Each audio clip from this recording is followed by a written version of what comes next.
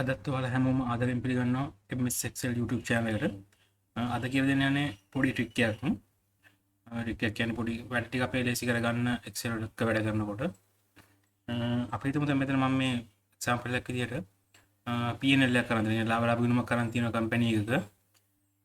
ඒ company එකේ කලම්බු කියන area එකේ ලාභ ලාභ ගුණ තමයි මෙතන අරන් තින්නේ.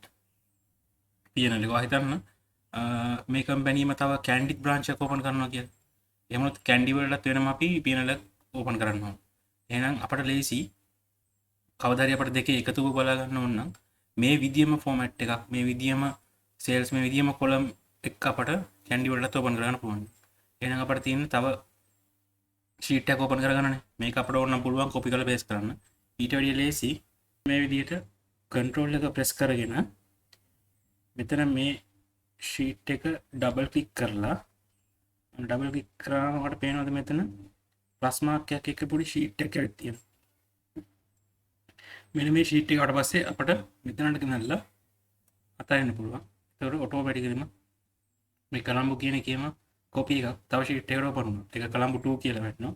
අපිට පුළුවන් ඒක අපට අවශ්‍ය විදිහට රීප්ලේස් කරගන්න. අපි කැන්ඩි කියලා දාගන්නවා.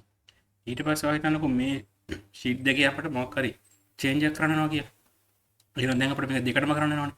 අපිට පුළුවන් control එක press කරගෙන sheet දෙකම select කරගන්න.